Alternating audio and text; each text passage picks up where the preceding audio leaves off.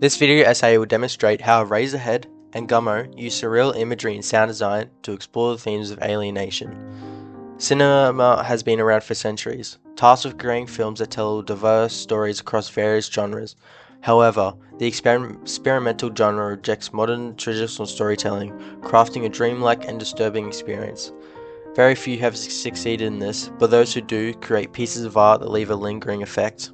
Two notable experimental films are David Lynch's 1977 Eraserhead and Harmony Korine's 1997 Gummo, both of which delve into the themes of alienation, depicting the unsettling and cruel world the characters inhabit.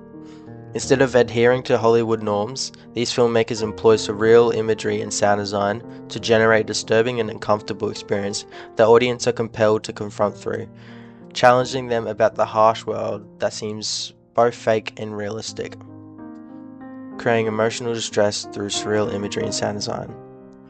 In David Lynch's 1977 cult classic Eraserhead, we follow a young man named Henry. He lives in an isolated, post-apocalyptic and damaged world, who now has a deformed alien as a baby. The film revolves around Henry and his small child in his apartment. Throughout the film, there are constant reminders to the world they live in, with indescribable sounds that create a feeling of disorientation and unease, combined with the already unsettling imagery. This feeling of disorientation and uneasiness puts the audience in emotional stress that they must sit through from start to end. Experimental filmmakers use this tactic to strip away the feeling of a realistic world and turn it into an intense and emotional roller coaster, so we as the audience can truly experience what the characters are going through. One notable scene that sets up the emotional distress is the opening scene. According to Ashley Rickon from Film Obsessive, we as the audience are introduced to a close-up of Henry's head, floating in space, with dark black hair with black and white photography, while the start of indescribable sounds that play for the whole film start. The scene is used as an introduction that isolates the audience and is sure to divorce them from any preconceived notion regarding the film. The human condition and isolation depicted through damaged and chaotic worlds. Depicted in both films are severely damaged worlds. Both are isolated environments with no outside contact. One is post-apocalyptic, while the other is a world that seems so bizarre but so believable, contrasting the two of them into worlds that show what humans can really do when there's no consequences on the outside world. According to author Felisa Fiesta, using found footage, a Verta style mixed with unvaryingly distorted imagery, Korine employs techniques as Francis Bacon's paint evoke tissue and blood.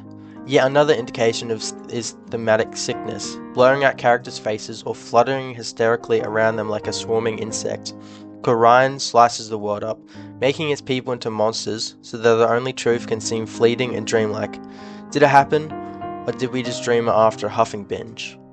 The director Harmony Korine uses these techniques to tell a decaying and distorted reality that is set in our real world. These techniques capture the condition of these humans living inside of this town and how their life is decaying and fading away from reality.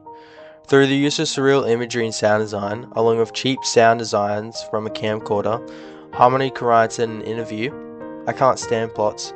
I don't feel like life has plots. There is no beginning, middle, or end, and it upsets me when things are tied up so perfectly." We as the audience get a surreal experience of a realistic town with no restrictions. The film shows its decay through visuals as teenagers waste time killing cats and reminisce about people who left the town and have a better life. The film portrays hopelessness throughout a community, talking to each other about sexual assault and death. The film shows how people stuck inside the small town pass time and how their life is decaying because of isolation. In Eraserhead, David Lynch uses the surreal imagery and sound design at the beginning of the scene to set a roller coaster of stirring scenes that captures and isolates the audience with claustrophobic environments that depict the decay of Henry, with him trapped in a room with his alien baby. This captures the audience to make them feel like they are trapped in the story themselves with the long drawn out shots. We must watch what they go through at the same pace. How Eraserhead portrays the fear of parental responsibility and the overwhelming anxiety on it.